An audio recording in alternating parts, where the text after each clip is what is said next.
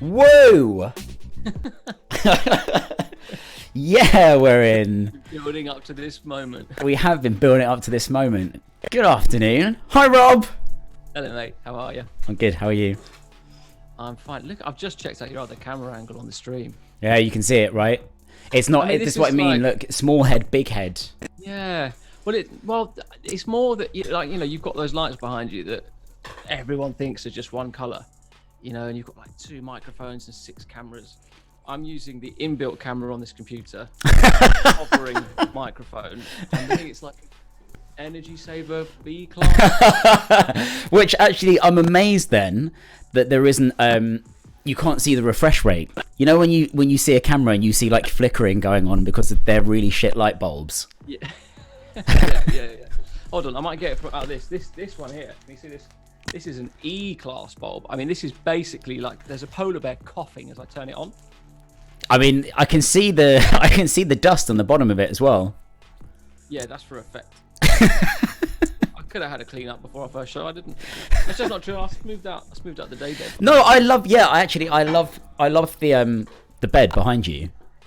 It's great. Do you know what? Can I tell a quick story about the day bed? Well, this is what we're here for. It's exactly what we're here for, to tell stories. This is my little office, right? And my lovely wife took it upon herself to build this. We bought it second hand. This IKEA.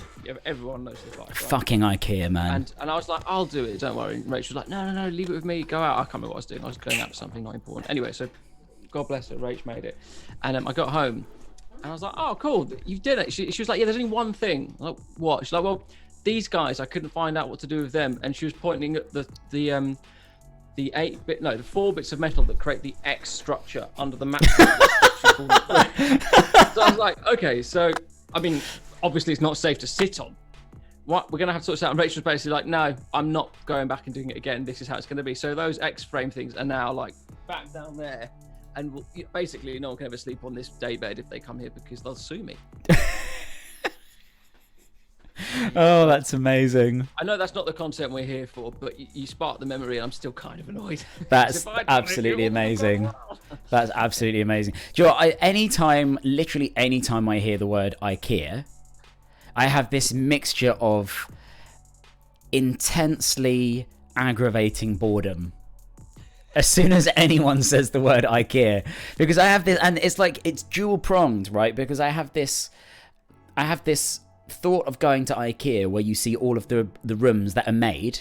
They're already ready made. It's like, here, look, this is what you can have if you have like 1 billion years and the patience of a saint and quite a lot of money. Oh, and a van, by the way. Yeah, right. We can deliver it, but it's next year and the delivery fee's more than the fucking furniture. Exactly. Yeah. And then they're like, but if you want to see how this happens, you have to go into the depths of hell to an endless, shitty, cold warehouse space.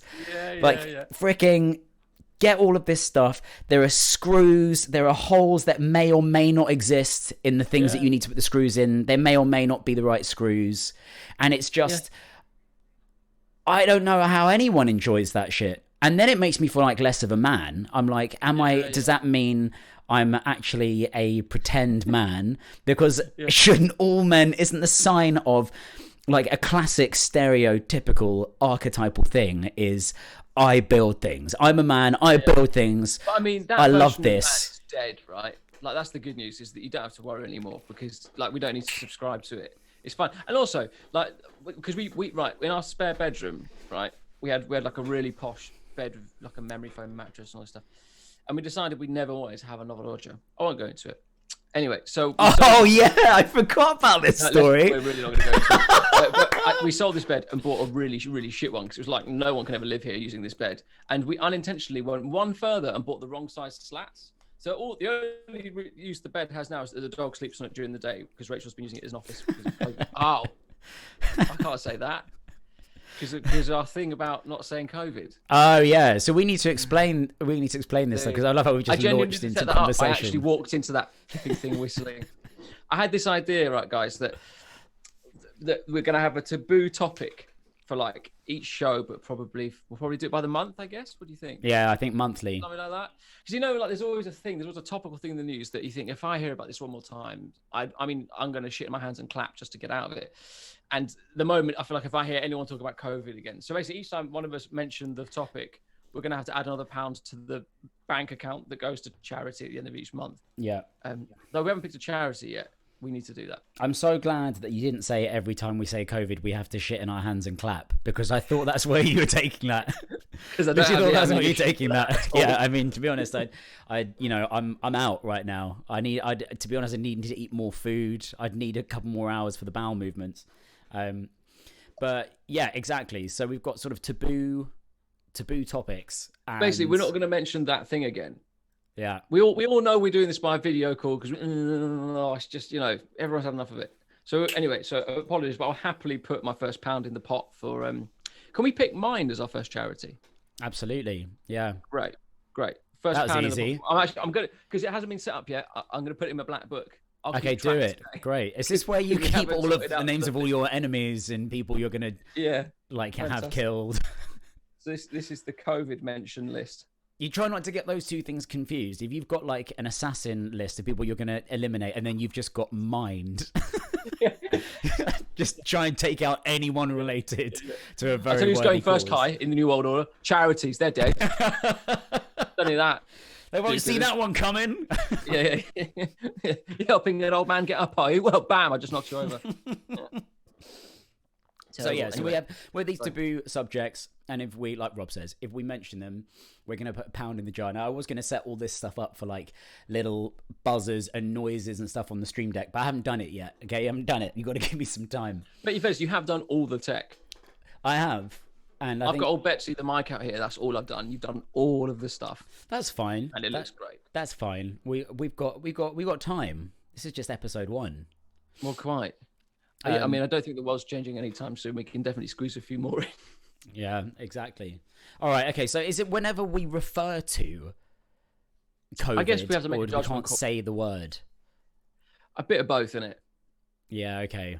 I mean, yeah. I mean, look, I'm not so rich that any kind of inference, but within reason, we can make a judgment call on it. Can we agree that neither of us should develop Tourette's? I think that would be great for everyone, wouldn't it? If we can keep it clean. To be honest, I'm not sure. I think it'd be great for everyone if we did develop Tourette's. It'd be really, really, really entertaining. Yeah. Well. All right. So anyway, say a little bit about yourself, Rob, because I mean, some of you guys know me, but no one knows who you are. Yeah. You're the big name. You're the attraction here. You're just. I'm just dragging you along on my coattails. I'm your pet. David, Rob. Right. I mean, we've been friends since 14 or 15 years. It's a disgrace, absolute disgrace. We met as fellow musicians. I originally earned my living as a sax player. Obviously not doing that at the moment. Very much doing other things now. It says in the description, I think, I'm a big Arsenal fan, so that sets us up for just conversations about footballing disappointment for the next few seasons. Absolutely. Lover of all things with 2 wheels, as long as I have engines in, I'm not mad. I saw your mouth twitch. Literally, I was just thinking of Michael Schumacher in a wheelchair. I was like, I mean, yeah, he's going nowhere fast, bless him. Yeah, and I mean that's the sort of context I think needed for the things we're going to talk about. We are both recovering musicians who now do other things. You now pull up trees for fun and then put them on the back of your bicycle and then cycle for like 100 miles. And I occasionally text you going, Kai, I did a workout too, and hope that you sort of. No, you've been working out more than I have. You've been working out way more than I have. You've stayed way more disciplined than I have, especially in the last month. Do, isn't it? Yeah, that's true. Yeah. Well, you do have Scout though.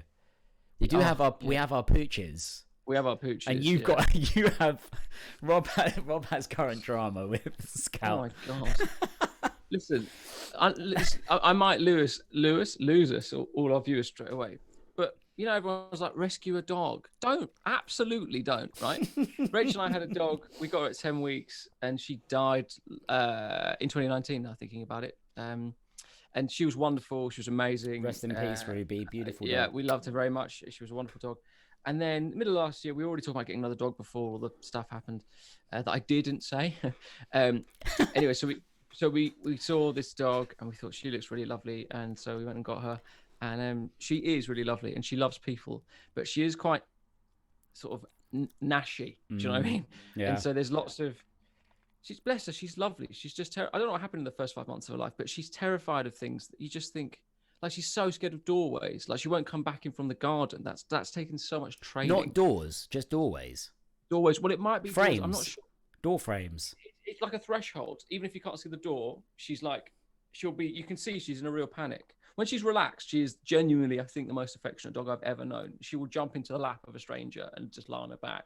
But if she's just dealing with that kind of trauma it's so much work. And if it hadn't been for lockdown,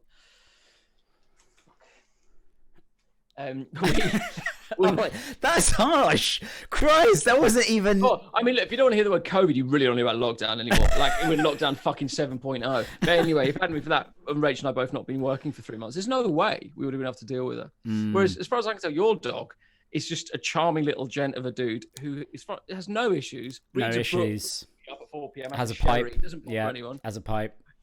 Legend. He is.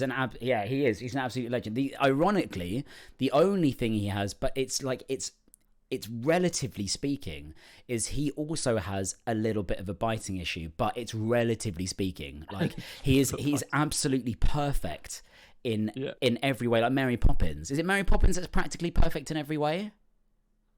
I always thought she was a little tall. So I was just trying to think anything imperfect. I think that's the right what? person. A little tool for what? I don't know. I was like, is there anything I can think about that's imperfect about her? Good example. In fairness, a bit too tall for me, in the way that I always say that I'm automatically never attracted to a woman that's taller than me. And that rules out about 99% of the female population. The image of you being much shorter than you actually are, walking down the street, just be like, no, you wish. No. That's great. He is a bit of a chomper, and he is teething. Exactly. That's why I say it's. No, but that's different. That's Scout is like, she'll like if she thinks another dog might go for her, she'll the way dogs or have a door sort of fat thing. They do that. Yeah. No, the door thing is so sad because she's just there like doing this like shrieky like. You're like, oh, dude, like, we've literally never hurt you, but clearly someone has. Yeah. So it's and also her tail was definitely been broken in 1 or 2 places, and a dog trainer said to us recently. Bless her. It's probably that it was broken in a door. Oh my God. Yeah, I know, right? We didn't think of that in 9 months. This woman got it like that. Oh my God. Anyway, wow. So how old is David again? He's quite young, isn't he? 5 months. 5 months. What's going on, Luke? Welcome, dude. Yeah, go on. Huh? Man. Anyway, sorry, yeah. So the dogs are also. I think Rachel's actually out with Scout, but at some point we'll have to introduce the dog. Absolutely. Yeah, David's not down here. David's with Sophie. That implies he's a lot smaller than he is. The way you just did that, you're like, hold on, is he in this drawer? I do have to check because when he's asleep, actually, in fairness, you can hear him. You can hear him when he sleeps because he snores and snores and snores. Is he a bulldog of some sort? He's a bulldog. He's an old-time British bulldog. Old-time. T-H-Y-M-E. He's got that herb vibe. Yeah, it's seasoned. He's a seasoned pro. Lovely bit of business. He's fast asleep. Asleep. Oh, if he's fast asleep, I kind of don't want to disturb him. He's completely don't gone. Don't worry. We'll look, he'll be here at some point. Look, he's been carried. Sophie's... Oh, look. He's so big. Wow. He's grown even big more. Guy for 5 months, isn't he? He makes you look really small. Oh, he's so. Oh, there's the shot that everyone's got on Twitch is way better than the one I've got.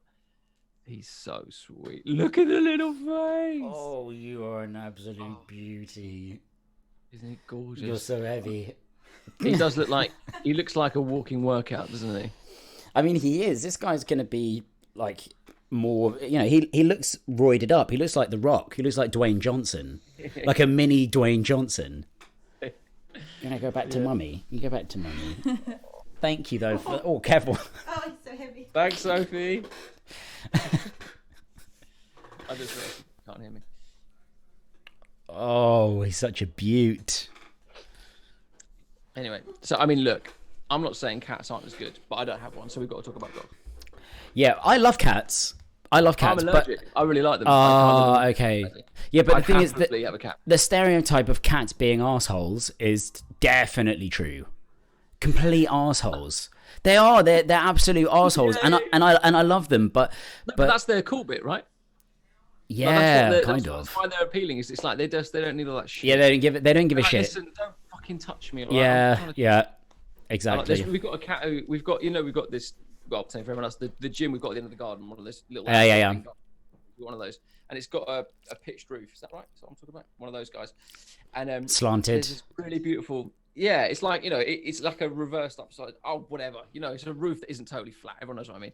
Hopefully, it's just a roof. It's just a roof. Yeah. It's not the point of the bloody story, is it? Although I've got one good. What were you gonna say? Sorry, you were gonna say a reverse upside down triangle. What were you about to say? I was going to go with V. I said it's an inverted V, and I thought it's just a normal shaped roof. Yeah. I wish I was dead. So right. Okay. So anyway, so there's this lovely brindle coloured cat that comes and sits on the top, and Rachel and I both really like him or her. I'm not sure, but Scout saw this the other day and was like, we are in serious trouble here.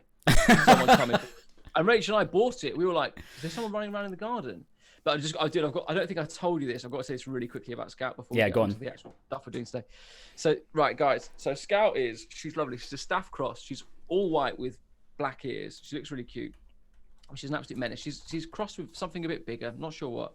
But anyway, one night we were letting her sleep in our room, and she went mental because she could hear foxes doing what they do. Sexy time. Sexy time in the garden, which is so loud, as everybody knows.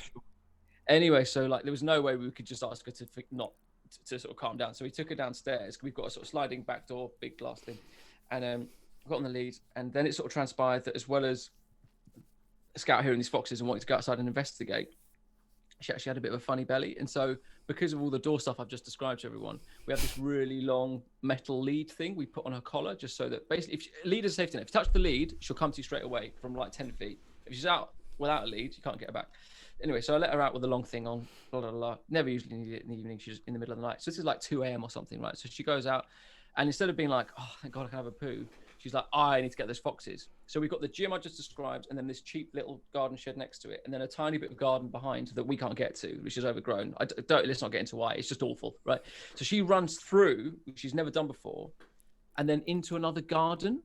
Okay. I was like, oh, fuck. Because Scout, as we've just... You're not going to get her back?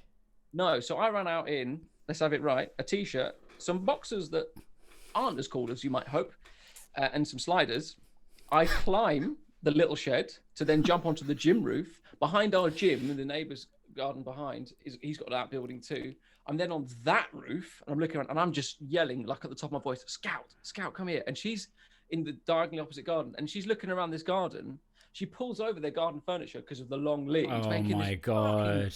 Right? What time is this? When is this? 3 in the morning. Oh. Scout. No one's calling the police because it's Tottenham, and apparently it's fine to do this on someone else's property in my pants, right? And I'm like, Scout. I'm thinking, oh my God. I'm also thinking, where the fuck is Rachel? How is she not hearing this? Rachel's hearing it. Rachel's just like... Yeah, well, yeah. Right, anyway. So then I was like, okay, I don't know what to do. So I jumped back over into our garden because I thought she can't see me, she might follow. Thank God she followed and ran back in. As I jumped down or whatever, I don't know what she did. She caught her collar and her collar came off. And I was like, oh my God, she's going to go back again, but this time without a collar on with her details. Yeah. Instead, and she's never done this in her life, she jumped into my arms and I just ran inside with her and put her down. She clearly had been like, hey man, I got into the other one of the multiverses or something, and everything was upside down and you were there, but you weren't. And she was so freaked. And then at 5 a.m., I had to put all my clothes on, put her on the lead, take her out, and let her do 3 poos. Oh, yeah, because she'd held it in. Yeah. But I couldn't, obviously, I knew that the garden wasn't... Oh, my God, dude. I know that was a long story. Apologies, everyone. But that's the kind of fun we've had for 9 months with this lovely but also completely mad dog. Does she let you know when she needs to poo, or we? Yeah, she does this sort of thing. Mm-hmm. Or... she shits in front of you on the floor. Not anymore. She's better now. But when we first got her, she'd be like, yeah, I just need to... Oh, no. But she's now toilet trained. She's great. And actually, holds it well and stuff. And like, dude, genuinely, when she's not stressed, she's an amazing dog. It's just that when we first got her, she was stressed 90% of the time, and so it was just so much work. It's crazy. It must be horrible with rescue dogs because, like you say, and it happens all the time. Sophie and I have been out and spoken to people that have rescue dogs, and it's such a common thing. The fact that people just don't know what's happened in that first part of their lives, and that's kind of crazy to me. It's kind of crazy that I mean, I suppose if they can help it, the people that the rescue centres, wherever they take the dogs in, take the animals in, they try to ascertain what's happened so that they can say to the new owner, just to let you know, this dog had its freaking tail broken in a door, so just heads up. But I guess more often than not, they just don't know because they're abandoned or whatever. And also, they're like, look, the people we got her from Dogs Trust up in Darlington, and they were like amazing. Like, these people are not paid enough money to look after some dogs. They're like violent and stuff, and they were like so sweet. But of course, they're spread so thin that trying to work out like a full backstory of a dog is really, really difficult. And so it's funny, actually. I mean, Rachel and I were laughing about it yesterday when we were picking up some stuff of yours in the street, and because we were saying, like, you know, sometimes she's just a lot. And I was like, yeah, man, she's like our gift back to society. I'm thinking about getting another dog that we can enjoy. Like, we're giving Scout a great life, and she's really happy now. Right. And we're gradually enjoying it too. But Ruby, our previous dog, who you would think on paper, she was a Rottweiler, she'd be the one that was like, you know, she was a complete dream, and she was like the car that drove itself, you know. And so we'll just get another one, that'll fix it. Obviously, it won't. No. So anyway, sorry, I totally derailed it with dog chat there. No. Why are we here, Kai? What are we doing here today? What are we going to talk about? What's our first topic? Well, we're having so we're doing this feature, right, called My Favorite ... And so every Saturday, there is a thing. We don't just leave it as no. That's just it. It's just when we're talking about your guess is as good as ours. Bye. It's just short term. It's a section about short term memory loss. Every Saturday, Rob and I independently pick a favorite of a certain topic. So we pick a topic off stream, off show, and then we convene. And we talk about our favourite thing. And Rob had decided, actually, this is Rob's idea, to make today's conspiracy theories. So my favourite conspiracy theory. And we've actually we only actually told each other, didn't we, about whenever like it was it? Yeah, an hour ago, what each other's were. And actually, they're kind of related, which is great. So I've gone for the flat Earth. The flat Earth theory, which I mean I love, and I know so much about it. I know I know so much. I was so late to this party. Oh my god, I've been at this party causing a bad stink for about 4 years. Okay, I'm here for it. Hit me. And also, just so we're really clear, we don't think these are true. Like, no. I'm here to laugh at other people. I know that's awful. But fucking hell, does it give me life? Right. Also, go. I just want to say, Sophie bought me a ring yesterday, and it's really nice. Oh. But I took it off yesterday evening, and I've just put it on, and I can't take it off. It's now stuck. Oh, I can help. Can you from there? Yeah. How? You got Vaseline? Not on me. Oh, do you know what I do? I take my rings off every day in the gym because you know, like they get. Like, they expand. Yeah, and all that stuff. Yeah, you just have to lick your entire finger and just lick it. Just that whole... Genuinely, that's right, I've got it off. I twisted enough and I've got it off. It's my gone. wedding ring comes off right, but this ring, I said, blood. Anyway, right, no. 2 ADHD men, it's no good. Flat Earth, go on. Okay, flat Earth. Tell us why it's true. Okay, so, wait. Okay, how are we doing this? Do we need to this as like presenting the case for and against? No, just chat about it. But okay. Also, I know a little bit, right? But we'll get onto mine. I don't want to say what it is yet. But it's completely batshit. But it's what is it? What is the theory? All right. So the theory is that the Earth is actually flat. Now I know obviously that's what the theory is. Well, why would you think that? Like we've been to space, we've seen it's 3D. What? Right. Apparently we haven't. So most things that we think are true, and as they aren't. So we can't go to space. That's made up. Space travel's a bit of a that's made up. It's all of the moon landings and shit like that has been filmed underwater. All right, they've been filmed. Why'd you go underwater? Cameras don't work very well underwater, do they? Certainly not in the 60s. My GoPro works really well underwater. Yeah, but it's not 1969, is it? No, that's true. I realise I'm sort of cross-examining you as if you're trying to say this is true. Totally unfair. Totally unfair. Apologies. Right. Anyway, sorry. Okay, so they have things like that. I mean, obviously the movement and stuff like that, right? So the whole slow movement in space. They're like, oh, it's just filmed underwater. Look, because you can't act slowly. You can't. How are you going to jump? How are you going to jump act slowly? Yeah. Is there an Olympic pool? I think there's an Olympic pool in Westchester. Let's try it. Anyway, but look, the basis for a lot of it is religion, right? The basis for a lot of it is religion. So it all goes back to biblical scripture, which obviously is complete nonsense anyway, and and references these really lotion on that one. That's like the biggest. We'll get to that conspiracy theory another time. But and they're off air. Okay. The internet I just have to hope that Jeff Bezos is just not a raging Christian. Otherwise, this is just getting cancelled straight away. But most of the really, really opaque references from the Bible are what people now take literally and apply them to mean, oh, it's a flat earth. So stuff like there's a freaking throne with 4 pillars, and they're like, oh my god, it's a flat freaking surface with pillars. It's like, what are you talking about? There's no but exactly face palm exasperation, right? But that's the whole point. The whole point is if you dilute it, you're looking at someone religious saying, yeah, you can turn water into wine and freaking part oceans and stuff, and that did happen. That definitely, I read about it. That definitely happened, and you're just like, cool. I don't have any comeback to this. I can't. I can't argue on this. But bigger thing to pick apart. But obviously, this has gained more and more traction. Flat earthers with maladjusted, maladapted people who are going through a midlife crisis or a pre-midlife crisis. Exactly, just some sort of crisis, any crisis, and they're suddenly like, I'm going to spend all my time on YouTube and listen to people speaking really passionately and angrily about something that sheep are following, and I'll believe the alternate theory.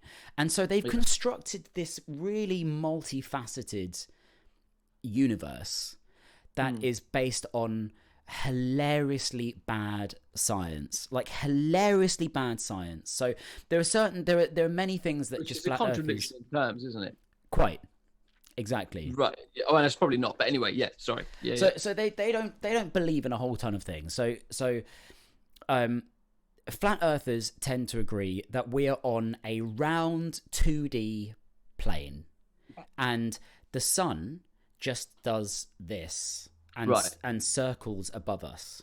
There's they're happy with the concept of an orbit. Yeah. They accept there's orbit. It's just that we're wrong about which way it happens. Exactly. And the fact that there is, like, it's unbelievable to think we live on a globe. Imagine them at the first conference. So the orbit thing's right, and you're going to kick yourselves here. Got it the wrong way around. You'll be messed up with that Galileo guy. Yeah, John, didn't he? Yeah, that's why they burned him. Anyway, sorry. So, sun goes around like this. Yeah. I don't know why when the sun's here, these people can't see the sun.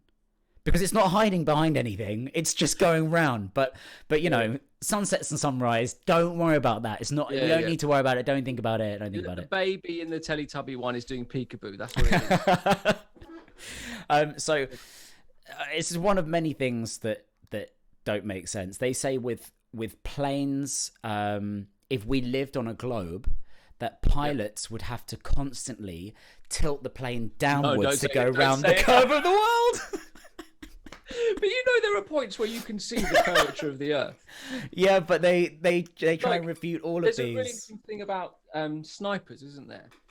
The Coriolis effect. Yes. Yeah, that you have to basically pitch your bullet if you're firing over a number of miles so that it can drop onto your target. Exactly. Right. Yeah.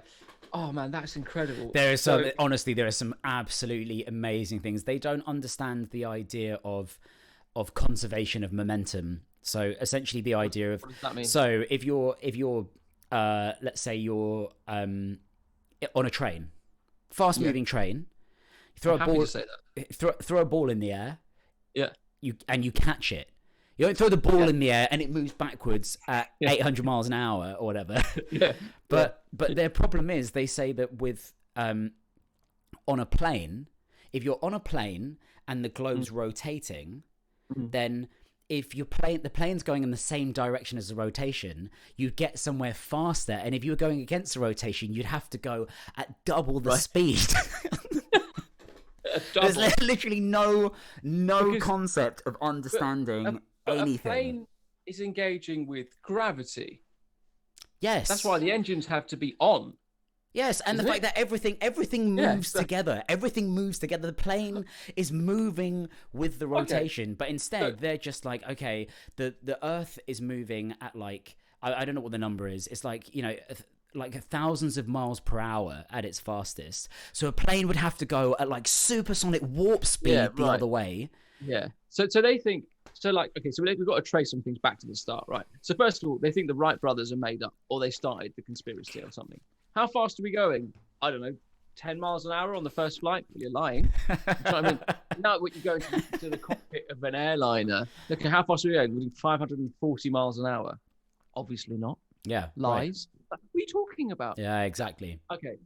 And so they think that Columbus's theory was right.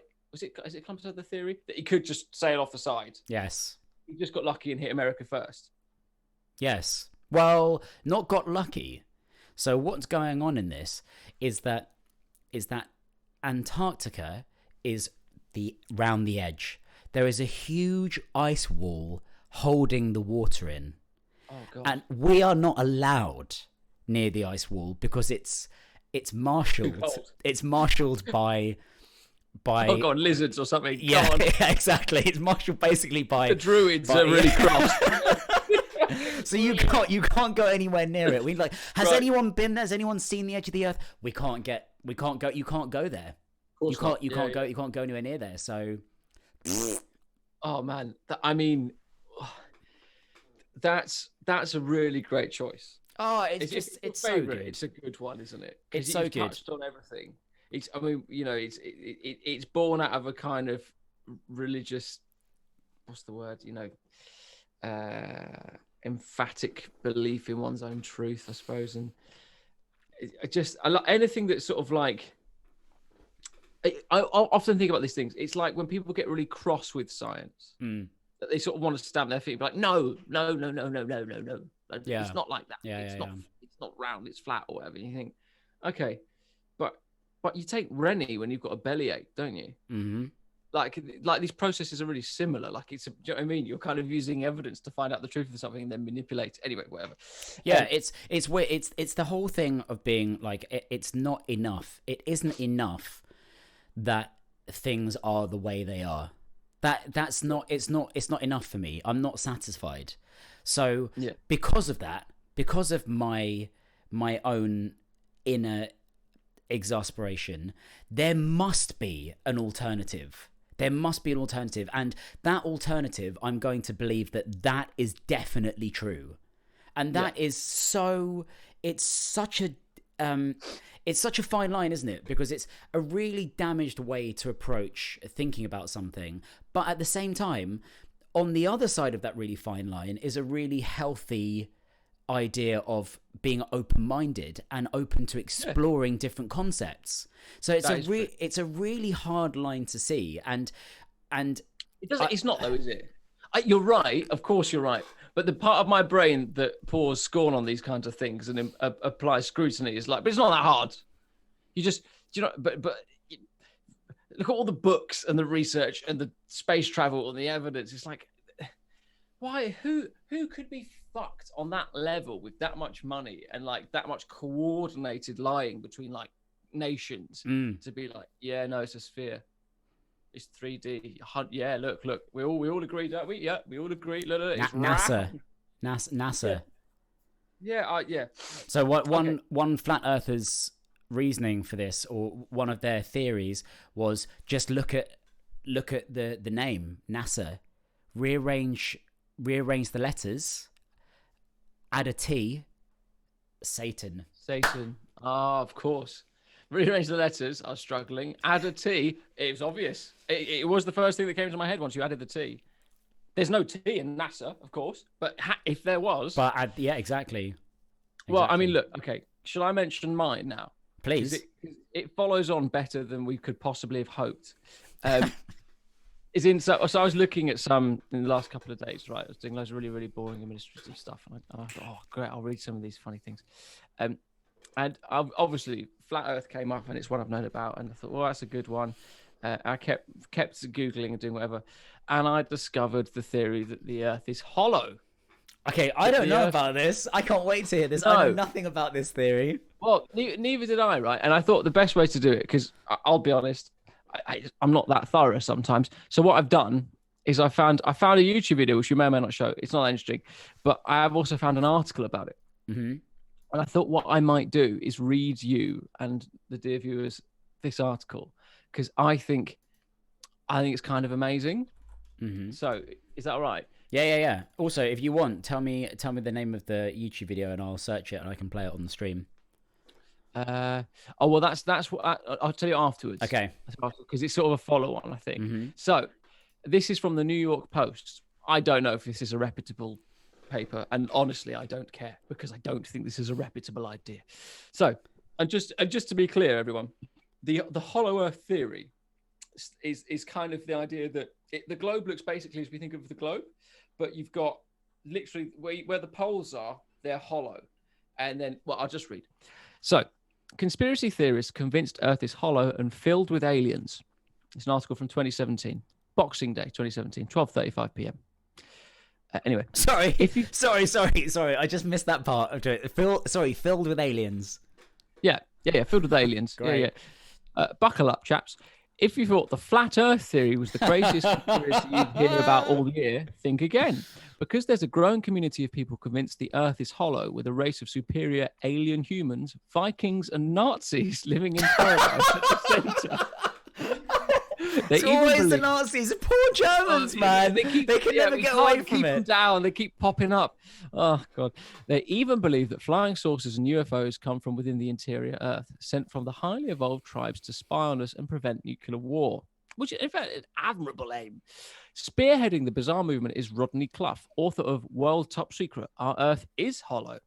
He was so confident in the theory that he organized a 2007 voyage to the Hollow Earth with a plan to set off from Russia on an icebreaker ship to find an opening at the North Pole. The $20,000 per head expedition was cancelled. $20,000 per head. Great. Yeah. Well, you think about how much it costs to get to Spain, and then gazillion it. Anyway, cancelled. But this is no way it dampened his enthusiasm for the theory that flies in the face of modern scientific thinking. He told Sun Online, which I think is a part of the New York Post, that the movement has exploded in popularity, with thousands subscribing to the idea of an inner sun and Earth. More and more people are coming to terms with the fact that the Earth is hollow. I get emails from people learning about it every day, Clough said. It's definitely growing in popularity. Certainly not in the millions, but maybe in the thousands. So, what does Clough think of the loony rival theory that the Earth is flat? I don't know how the flat earthers could be so confused, he told Sun Online. They're obviously wrong. The world is not flat, it's hollow. They reject all the evidence. Contrary to flat earthers, the hollow earth movement believes the planet is a sphere, or more specifically, a donut shape. And the theory does not just stop at our Earth. The group believes the moon, sun, stars, and other planets are all hollow bodies. What's this? This is to do with the hollow Earth.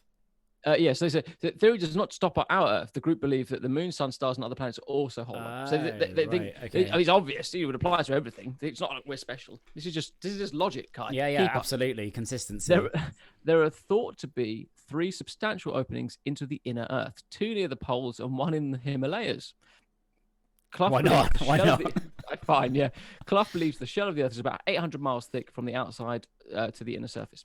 Suspended in the center of that hollow is an interior sun that's divided by day and night sides, he says. Those who claim to have traveled to the inner Earth have described the land as like the Garden of Eden. What a surprise. Yeah. Well, it's like an Assassin's Creed story, isn't it? Norwegian sailor, something Olaf Janssen claimed he sailed with his dad through an entrance to the Earth's interior at the North Pole in 1811. He told author Willis George Emerson how they lived in the beautiful paradise for 2 years. The city of Eden is located in what seems to be a beautiful valley, yet in fact it is on top of the loftiest plateau of the inner continent, Janssen said. He claimed the superhumans living there were at least 12 feet tall and never got ill. They're laughing now. As the hollow earth theory has grown in popularity, so is speculation about the people apparently living in the center. Oh my God. It's now thought to be home to Nazis who escaped from World War II, the lost Viking colonies of Greenland, and the lost tribes of Israel. Clough, who lives in Utah, says the superior human race living at the center of the earth consider themselves guardians of the planet. They regularly spy on us using spacecrafts and flying saucers, he said. Nice. I love that he used the phrase flying saucers. They want to keep an eye on us to stop us from starting a nuclear war. The majority of UFOs actually come from inside our planet, obviously. Diane Robbins, another fellow Earth theorist, says those living at the center have evolved to be immortal. They are physical humans like we are, but they live in peace, isolation, and seclusion. And through this, they have gained their immortality, she says. The telepathic communicator believes there are 100 subterranean cities known as the Agartha network at the center of the hollow earth. I'd love to say this is nearly finished, but it's still going. The hollow earth theory has its origins in the belief system of the ancient Greeks, Tibetan Buddhists, and Christians. In ancient times, the idea of underground realms often became associated with the afterlife. The idea gained traction after 18th century astronomer Edwin Halley, I think, argued that unusual compass readings could be explained by the fact that the planet was composed of a hollow shell. He said there were two inner concentric shells and an innermost core. The idea has been rejected by scientific research ever since. Interest in the theory reignited in the 1940s when polo explorer Admiral Richard E. Byrd claimed he entered the inner Earth. God, I'm getting bored of reading this now. You get the idea, right? I get the idea. I found a 4-minute video titled "What if the Earth were hollow?" Actually, that's not the theory. I don't think. I think that's just. Oh yeah, ancient aliens, the hollow Earth theory. That's on the freaking History Channel. Right. So I feel like I've got to make some kind of argument for why this is my favorite conspiracy theory. Yeah, please do. I've only known about it for like 12 hours. Because obviously there are lots of great conspiracy theories that we can have lots of fun with, but I think anything that brings together what to me sounds like a 14-year-old writing a computer game storyline into something that has a kind of guise or like a sheen of academic research in it is really impressive. We've got 12-foot Nazis and Vikings who are guardians of the earth and want to stop nuclear war. Now, Viking is an adjective, and let's not get into it, but like traditionally, yeah, because I get the feeling this Clough guy didn't read too much. Vikings, right, are like some of the most violent people in recent history. Nazis, ditto, but more so. Not great. Those guys, all the really tall ones, don't like war and are looking out for us. I think that's an amazing idea. Yeah. Also, I mean, honestly, when they say Nazis, do they mean the idea, or do they mean specific people? Because all the Nazis are dead. They're dead. They're gone. No, Kai, they're not dead. They're tall. Are these guys immortal as well? Are these immortal Nazis? Yeah, they don't. Well, I mean, there's a lot of opinions in that article. They said that they're 12 feet tall. They're superhuman. They don't get ill. They check on us in flying saucers. I mean, where are they flying out? Anyway, whatever. Honestly, I'm still kind of reeling from reading it this morning when I found it, and I was like, there's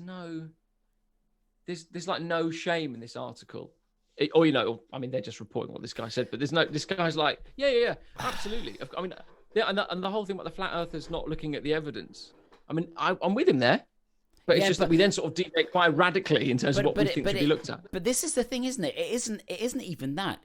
There are so many facets to both of these things, and one is, so the really interesting thing with flat Earth is there is in the people that ridicule flat Earth, they're always talking about the fact that the main speakers, the big I ams who come at it with all of this pseudoscience, and they speak really confidently about it, and they talk about, you know, meters per second squared this, and at this point you should see this much curvature, and they all line up, right? They all of these experts line up.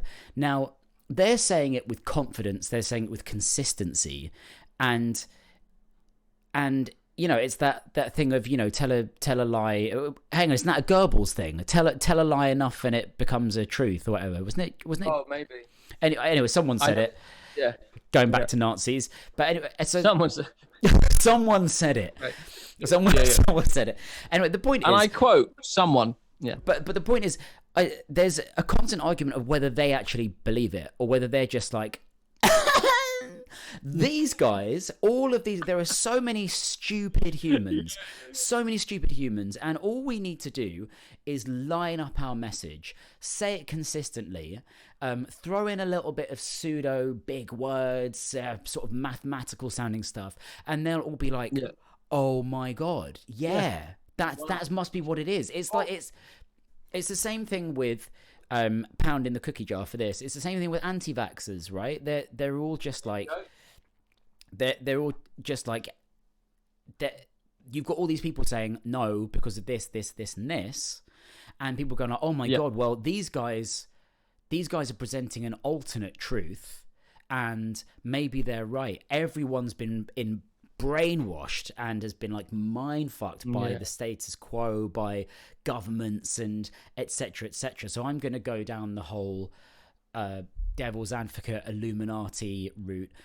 But I don't know if the people leading this shit actually believe it, because they earn money. These guys the guys getting millions of views and shit like this. They earn money from these YouTube videos and having debates and conferences, and there's a flat earth convention and they charge for that, and etc.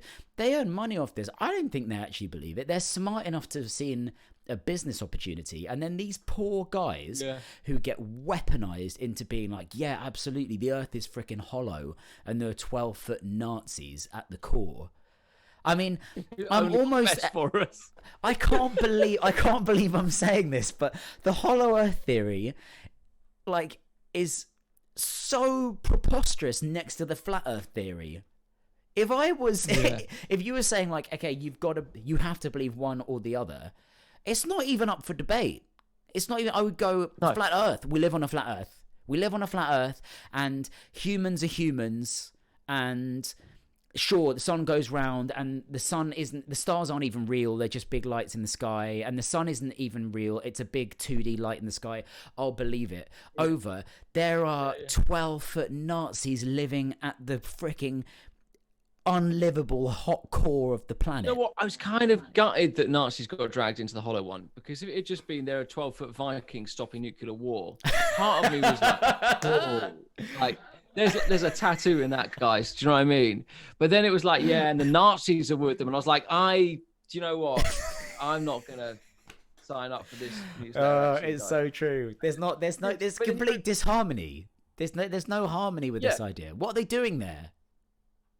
Why are they there? Singing in third. Sorry. I wish I never gonna sing. What are they doing there? Like, why are they there? I've just seen a comment, dude, from Luke to, sorry, my eyesight's crap. I don't have my glasses on. But this makes my day. If you really want confusing, there are flat earthers that also believe in the hollow earth, so they think it's flat and hollow. I mean, if that's true, Luke, that's incredible, man. Like, and I'm sorry, I said that like I'm skeptical. I'm skeptical, not of Luke reporting it. I'm skeptical of these fucking nut jobs who are like, it's flat, but not like totally flat. You've got the idea. The whole thing is just being like compressed in every dimension. Slicing it. Yeah, right. Yeah. I mean, people get so bogged down with physics, leave it. But do you know Bill Burr, the comedian? Yes, Bill Burr's great. Yeah, I'm a big fan. There's one of his specials. He talks about Scientology, and he's the master of wolf in sheep's clothing, or sheep in wolf's clothing, or whichever. Where he sets a thing up, and he thinks he's going to go that way, and then he reappears over here. He sets this thing up, laughing at Scientology, but then he sort of starts drawing the preposterous parallels with Christianity. Is in like, he's like, I can kind of relate to the Scientology one because it's like everyone's wearing trainers and like there's some computers involved. Like, get that, or yeah. He says some funny stuff. But then I was taught to laugh at it while simultaneously believing that like this dude walked on water and his mum never got fucked. And it's like, what? I'm totally parroting his joke, but it's a kind of cool point, which is basically like, well, we all sort of pick a lane with this stuff, don't we? And dude, I simultaneously find myself being very like scornful of people who are superstitious or blah blah blah. But then when I'm stressed or when something exciting is going to happen in my life, I don't want to talk about it because Oh, okay. Yeah. You just shit yourself. Yeah. I also, habitually. You can't have McDonald's every Friday, and anyway. So yeah, I until recently, and it was only in the last year that I was like, I think that's bollocks. I'm just going to talk about stuff whether it happens or not. I don't care. But I always was quite superstitious about like okay. you and I worked in the music industry. Like you don't ever want to jinx something in the music industry because it's like, oh, this cool thing might happen, but if I talk about it, it'll probably be taken away from me. Yeah. I'm still laughing at people that pray. Like that's the same thing, isn't it? Yeah. So more for me. But that said, I do think that the Hollow Earth thing is fucking hilarious. But it's a good point though. That we read out and shared is ridiculous. It's a good point though, right? Because you're right. Every single one of these ideas, and I'm lumping what we believe to be true scientifically, and I'm saying that to be considerate rather than saying what we know is true, what is the facts. The thing that we think believe to be true is fantastical, and the reason we don't think it's that fantastical is because that's what education dictates, right? You grow up, you read the books, you're taught in classrooms, and you're like, cool, this is just how things are. And you like, maybe when you're a kid, you're like, wow, this is cool. I love space and I love planets. But you don't ever really stop to think, what the fuck? Sorry, what the fuck? Hold on a second. So I'm believing that we are on, to parrot flat earthers, a massive spinning moving ball suspended in stuff we don't really know, that apparently just goes on infinitely and keeps on expanding. Dude. Like, sorry, okay, so how far down this road have you gone? What? Sorry, no, I'll ask that question properly in a minute. Go on, sorry. So my point is, when it comes to that's batshit. Like, what are you talking about? A flat Earth and an ice wall, and we're inside a dome, or we're in a firmament, or there's blah blah blah blah blah. That all sounds absolutely batshit to us, but it's like an alien, or just say an adult human spawning with absolutely no knowledge of anything, and you, a flat earther, a hollow earther, all present your versions of the truth. Yours isn't going to sound more believable than the flat earth or the hollow earth, dude. To them, they're just going to be like, why would I take your fucking system over their system? I think I'd stand a better chance because I'd have a bigger vocabulary. I could tell the story without Nazis or Vikings. Do you know what I mean? Yeah, I have to do some reading first, but I could do the reading. Wait, are you saying as a globe earther? As normal person? It's the person who believes that. Yeah, the guy who believes the truth, that guy. Yeah, right, okay. But I think it's the thing is, you're absolutely right. Like if you ask that person to scrutinize those three things, if you're like, look, the Earth's round, they'd immediately look at the ground and be like, clearly not. Yeah, talking shit. Because humans can't deal with scale. We can't deal with big numbers or scale. You know what I mean? Like if you're, like you start to lose perspective after a certain point, don't you? Exactly. You're one of 100,000. We can't picture 100,000. Do you know, or pick a bigger number? Do you know what I mean? At some point, we lose our ability to sort of appreciate the scale of stuff. So Absolutely. The Earth is round, but it's so big that we can't appreciate the fact that it's spherical. Blah blah blah blah blah. But I was going to ask you as well, how far down the road of thinking about space have you gone down? Because I reckon if I really tried, I could make myself sick. Trying to comprehend like space and time. Mm-hmm. Like, dude, I listened to these lectures a little while ago on the theory of relativity. Oh man, this is where it's just you start losing your mind. How time travel is a feasible thing, and I was doing it whilst walking the dog and blah blah blah blah blah, and sort of having these sort of miniature episodes of being like, that feeling of being at capacity to comprehend and just losing my way, and then thinking. So we're just, because I mean, the one thing that I think most people agree with in terms of sort of the scale of like the solar system and stuff is that the chance of our life existing now is so minuscule. We are a complete fluke within the sort of reference points we have of our knowledge of solar system and the Milky Way and whatever, because we don't know what's beyond. And I made a sort of deal with myself at some point where I was just like, I'm not going to think about it. I'm just going to pretend that the walls that sort of surround me with, that are constructed by society and science and economics and whatever. I'm just going to take those as the framework and assume there's nothing else, and that's fine, because otherwise I'm going to start every day feeling nauseous. Yeah, it's so huge. Yeah, absolutely. And we're not, I mean, humans are unbelievably intelligent, but we're nowhere near having the means or capacity to really understand what the fuck is going on up there. And I mean, the whole thing is absolutely mind-blowing. I mean, I don't have any doubt that there is inverted commas intelligent life. Like, of course there has to be somewhere, and we're almost certainly never going to freaking find it. Are you talking? Well, it seems unlikely. I mean, who knows? I guess it's unlikely in our lifetimes, but then we're not going to fucking find it listening to flat Earth videos and hollow Earth videos. Yeah, it's like, how do we pick the representatives when they land? Yeah, most of us agree that the solar system. But Steve wanted to say something. Oh, I can't watch. Yeah, but genuinely, this is a problem, right? So let's have this situation where intelligent life lands and it isn't hostile, and it can communicate with us, right? It has a means of understanding what we're saying, and they're like, right, okay, and it's kind of hot. We don't know what the fuck is going on here. Can you provide, like we were saying before, 3 or 4 competing theories to what the fuck this is? Now, I'm not convinced that if we had Stephen Fry representing arguing for the good fight, I don't think he's going to be able to outshine a passionate crazy troll like Alex Jones. Do you know who Alex Jones is? No. I'm so jealous. I'm so envious that you don't know who Alex Jones is. But if Alex Jones ends up being one of those 4 representatives, we're fucked. We're fucked.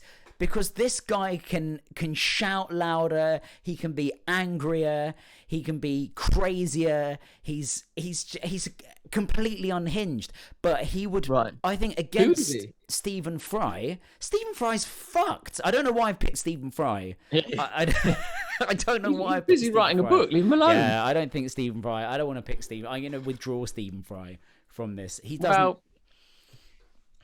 but he does a nice array of gigs, doesn't he? So he might be up for it because it's something different. Okay, sorry. I've just realised you just said you don't know who Alex Jones is. I just try and find a brief compilation of Alex Jones if he's not been completely cancelled from everything on YouTube. I mean, that's I've got it. Okay. That's a lot of context already in the thing that you just said. Oh, don't worry. This is going to be absolutely brilliant.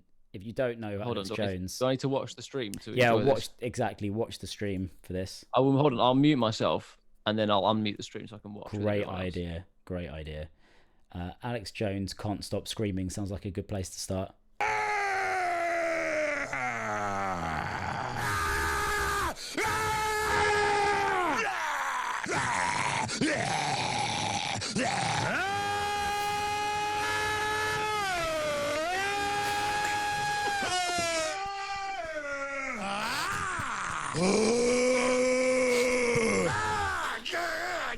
Hold on, because this isn't really doing a great job of explaining who Alex Jones is. I'll click this one instead. With America and its guns, as President Obama prepares to announce his sweeping plan to curb gun violence tomorrow. Across the country, this is just one video. This is him maybe with Piers Morgan. For Hitler or against Hitler? Whatever. Here's ABC's Dan Harris. Are you for Hitler or against Hitler? Whatever they say, it's the opposite. They never tell the truth. Tonight, as millions of Americans worry about the government taking away their guns, this man, Alex Jones, is pushing a lot of buttons. And I'm here to tell you, 1776 will commence again if you try to take our firearms. We will not relinquish them. Do you understand? The Republic will rise again when you attempt to take our guns. When Jones went on CNN's Piers Morgan tonight, Alex, why'd our government ship guns into Mexico? Alex, to discuss gun control in the wake of the Sandy Hook massacre, you're a hatchet man of the New World Order. he created a sensation. This video went massively viral. And I want to say this right here. You think you're a tough guy? Have me back with a boxing ring in here. But who is Alex Jones? So I can talk We've got ABC 9. Do you know what? In that little clip, I mean, okay, first of all, clearly this guy's a lot of fun. And he and I probably wouldn't agree on anything. But there's something about Piers Morgan, who, as an Arsenal fan, is just the bane of our bloody lives, right? No one likes Piers Morgan. Absolute piece of shit, Piers Morgan. He's a massive gooner, though. I know. He's always talking about Arsenal. And all Arsenal fans are like, oh, please go away. Yeah. But anyway, his little face there while he's shouting about 70-76 with it. And that kind of like face he pulls, which is like, right. Okay, this is I'm going to have a shout. Not like Alex Jones, but the reason I don't like social media, right? For me personally, it's the personal thing. I don't enjoy social media. It's not whether it's right or wrong. Is that I don't find it very engaging, and what I found was people like Piers Morgan got to survive with even greater strength as soon as it came along as a medium. Mm-hmm. So I think someone like Piers Morgan, I'm not a big fan of him as a journalist because for lots of reasons, don't go into them.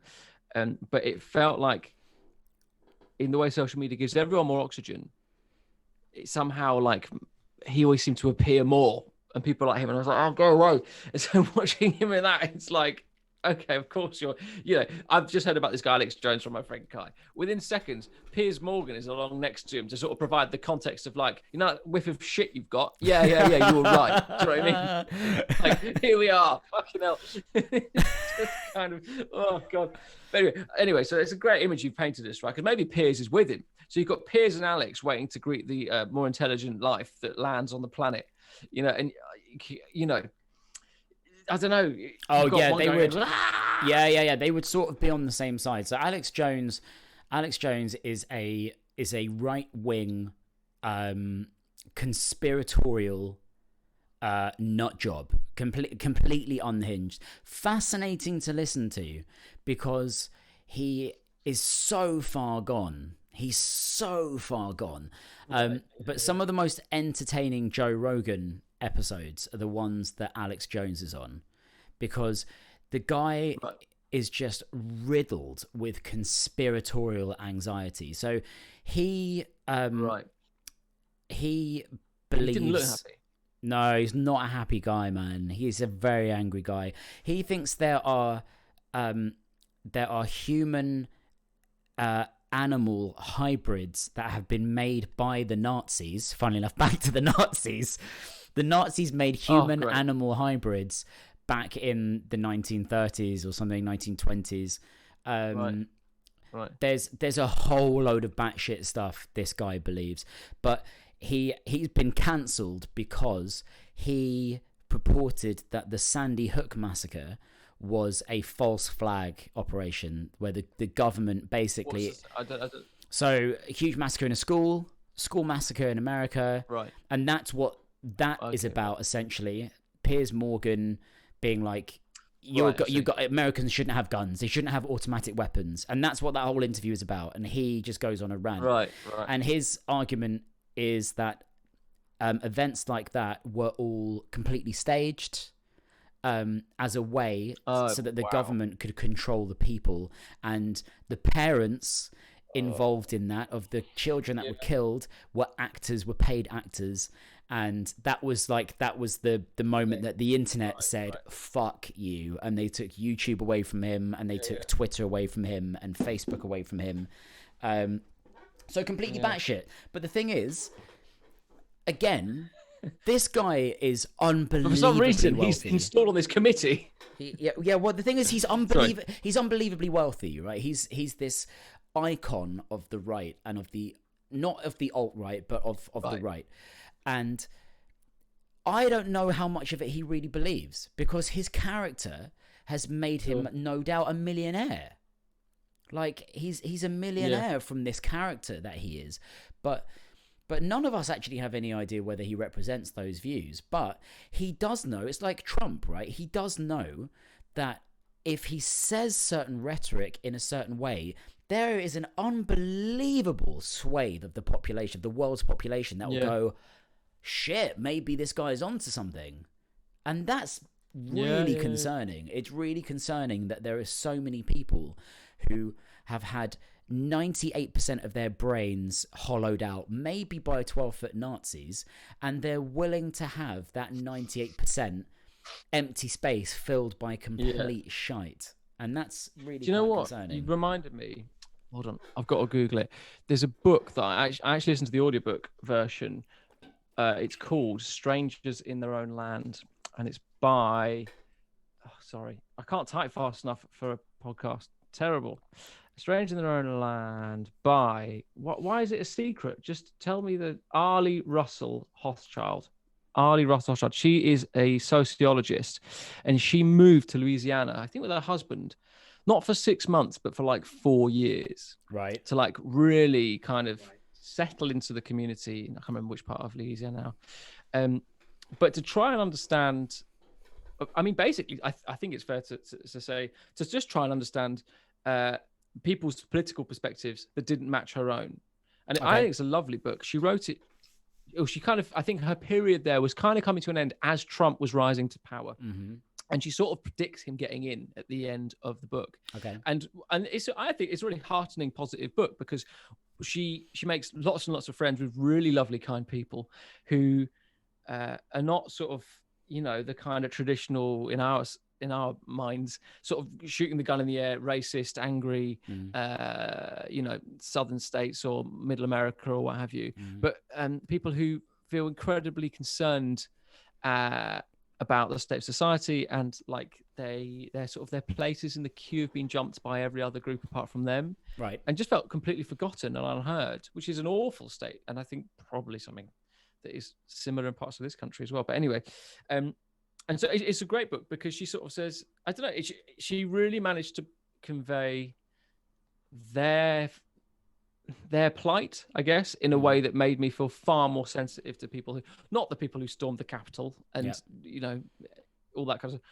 but people who may have voted for Trump just out of a sense of desperation without getting into the Brexit debate. The portion of the Brexit vote that may have gone in that way because it was just a voice that wasn't the normal one. That allowed them to allow people whose lives are not satisfactory, they're not being taken care of properly in this country. You know what I mean? Something similar. And so anyway, you just made me think of it because it's a lovely book, and it's a nice way of relating to people who you might not automatically agree with. Or if you're like me, listen to it and then you don't have to read at all. Terrible. But it's true. It's a really good point. It's a really good point that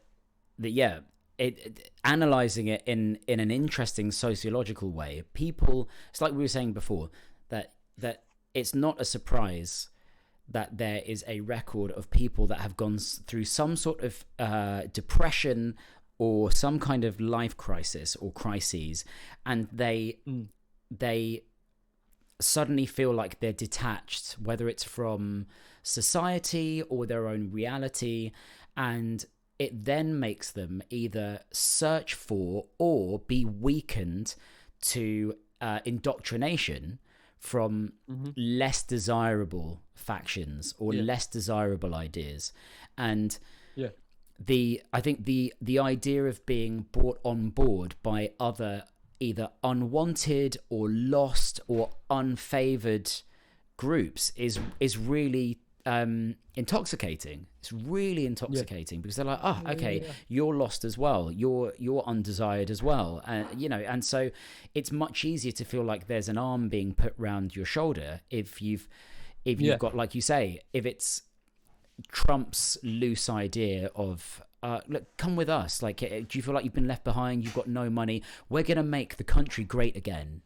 We're gonna make this great again, and we're gonna drain the swamp and all of these things that don't really make any sense.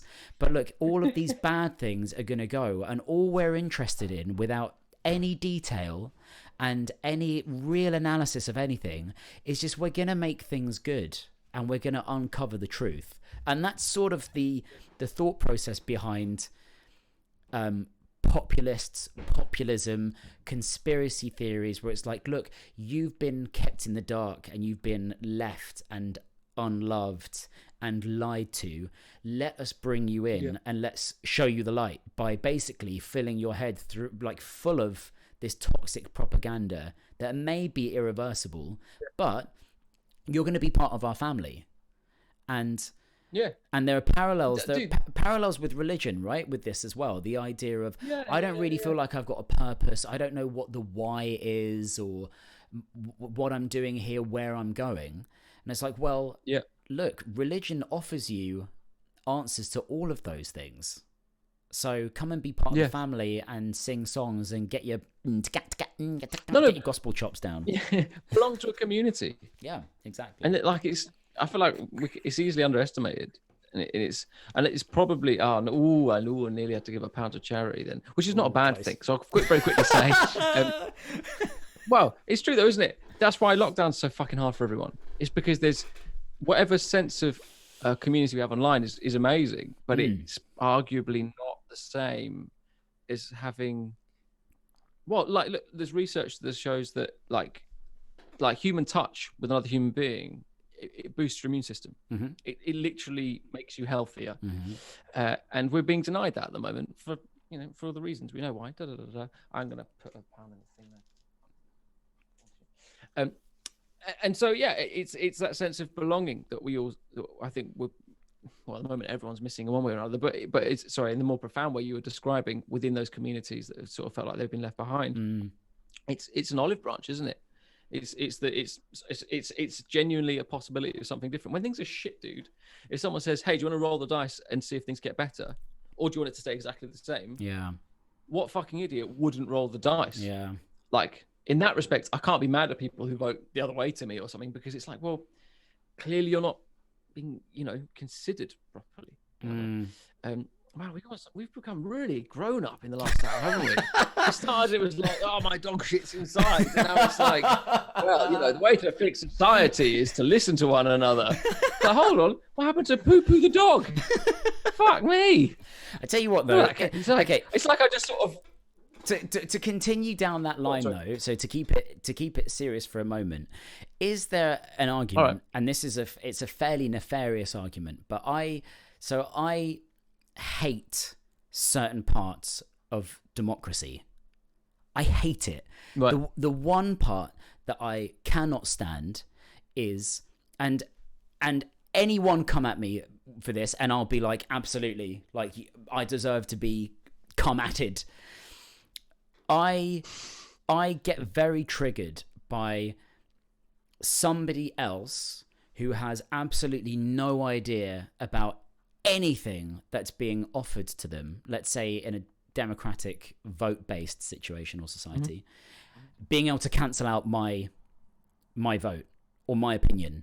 Now, I know that's a democracy, but I cannot stand it, and I think it's wrong. I think it's incorrect. So I would, in your analogy, I am totally on board. I think you're absolutely right. Faced with continue down the path you're on, and the path you're on has brought you nothing, or take the dice, roll it, see what happens. I'd be like, I'm just going to take those dice. I'm just going to take them away. I'm just going to put them in my pocket because I'm a little bit worried about what you're going to do with those dice. And you've not been vetted.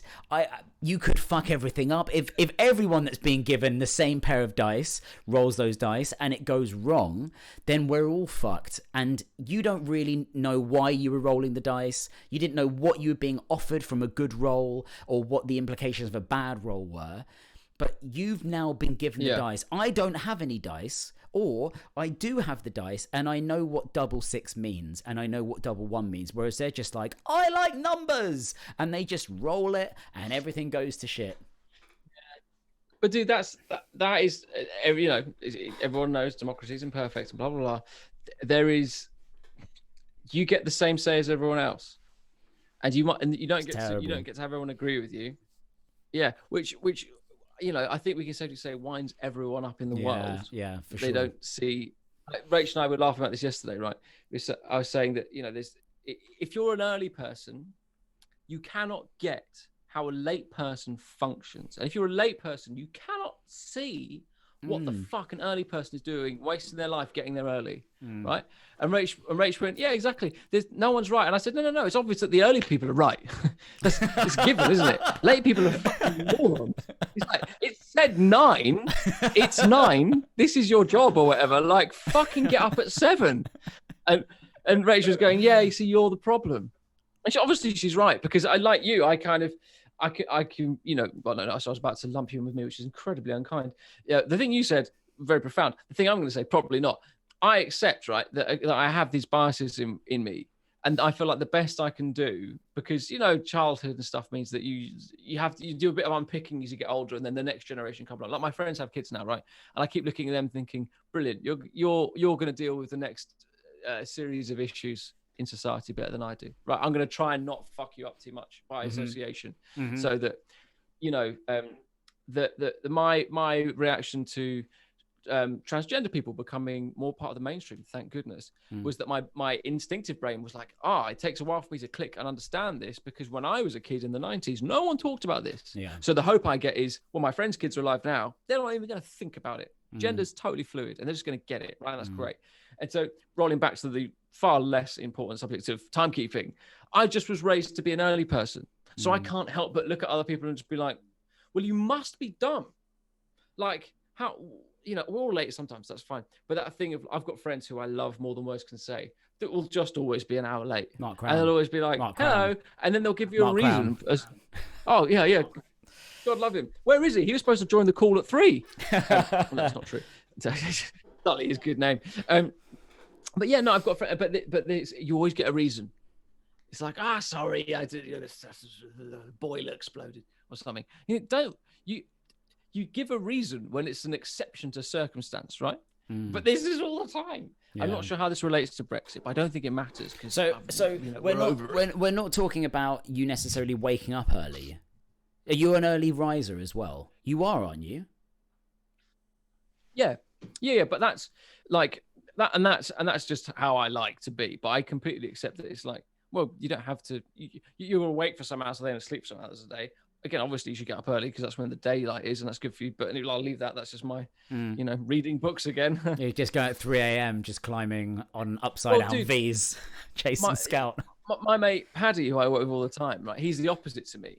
He gets up at, I don't know, like midday, but then he works until the small hours of the morning. Yeah, right. He works super hard.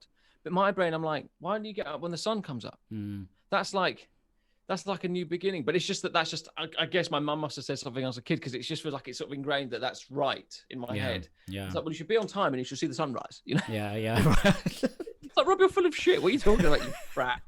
That's complete arbitrary bollocks that I just decided. But it's really interesting, isn't it? Because I've definitely had the thing over the years, especially when I was playing music more, of feeling into the early hours of the morning, I'd suddenly get creativity would hit, or be my shedding time. I'd be like, okay, I'm like between 11 and 3 a.m. or something. Wow. I'm just like, I'm in the zone. I'm just looping these 2 bars freaking over and over again. And I should say for the viewers, Kai was one of the finest kazoo players, but his neighbours hated it. It's such a shame, isn't it? I love it as well. You said that while I'm miming this. Yeah, a bit of that. Lovely. Yeah. So it's interesting, but at the same time, yeah, you're right. I've always had a thing. I've seldom been a naturally early person. I was forced to be a naturally early person when I got into fitness, because I had clients or classes at like 6:30 in the morning. Yeah. So that's when I started work. But I still, even since then, have never classed myself as an early person. Like, I hate it, and I've never been able to push my sleep back. I've never been able to go, okay, I'm waking up at 5:30, so I now need to go to bed at around 10:30 or 11. I was still going to sleep at 2. So it's like, so I would wake up sometimes just being like... Can you do that now? I mean, I haven't done it in the last year because of, Voldemort. Yeah. But, because old Harry's back. Yeah.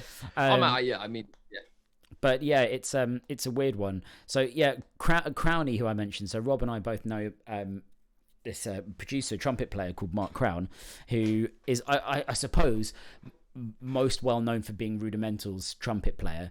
And he is, I have never known a guy like this, because he is late for everything, and yet is the only person I know who is completely 100% unashamed. 100% unashamed. Doesn't give a fuck about being late. He is relaxed about everything all the time. You'd be like, dude, it's like you say, you're like 45 minutes late. To his credit, I think he said this to me years ago. He's like, you got to pick your times. He was always good when I worked with him regularly at being like, do you know what? This one I'm going to be on time to. Like, he was really good at. He had like he probably still has a superhuman ability to look at a thing like a, you know, to know the consequential ones, like the just think, they're not going to be ready at 3. Fuck them.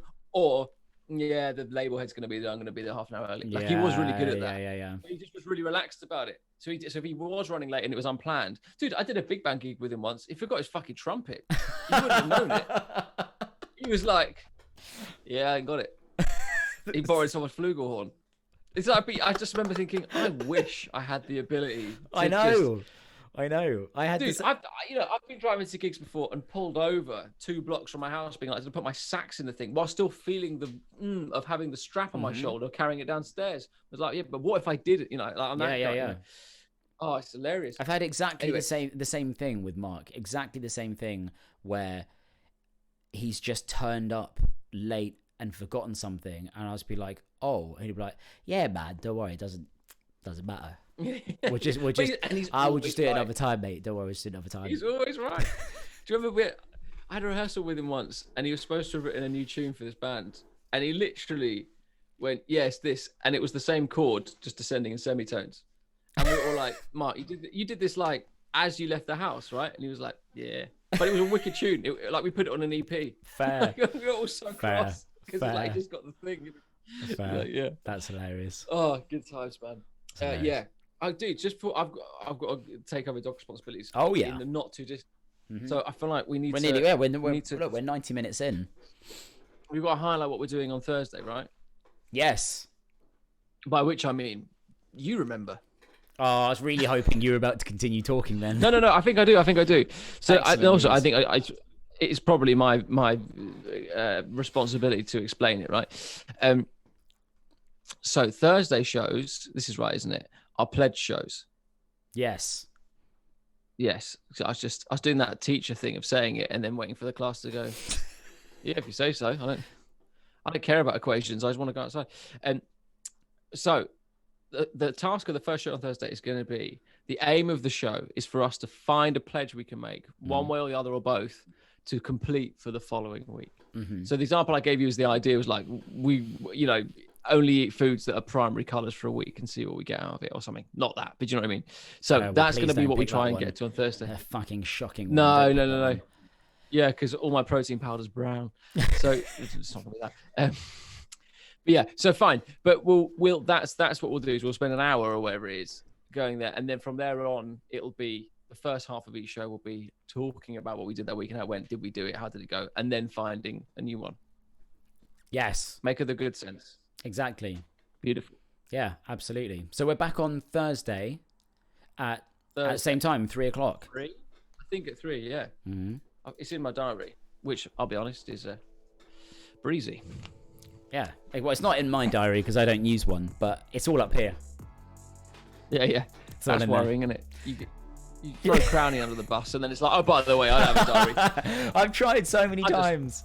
I've tried so many times to use a diary. It just never sticks. It never sticks. I mean, it just means I'm gonna have a brain hemorrhage one day because there's just too much up there. So I'm just gonna bleed out. All that shit you said about not giving everyone the same amount of votes or whatever. If you were like, does the guy with no diary get a vote? I'd be like, no. If we're going down the Nietzsche route, then that guy's out. Does the guy waking up at 11 o'clock with no diary, the angry guy, does he get a vote? Does he get a say on this massive deal? No, absolutely not. No. He's being deported. Right. Dude, great first show, man. Yeah, it was really enjoyable. Thoroughly enjoyed it. Really enjoyable. Well, thank you for joining us as well, you guys. Finchy and Venus and Moosey and Lukey. Thank you so much for joining us. And so we will be actually properly multi-streaming it on Thursdays. It will go out to YouTube as well as Twitch. But this will be uploaded to the YouTubes as well as episode number 1. Rob, that was an absolute pleasure, my man. Thank you, dude. Top stuff. Have a great afternoon with Scout. Try not to get it to bite stuff you know. No, I think I've got the easy run of it. It's going to be she watches me play PS5 and I give her the odd dog treat. You've got a PS5? Yeah.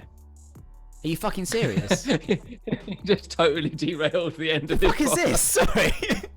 You just fucking dropped that you've got... Oh, I actually just kicked a freaking table out of pure frustration.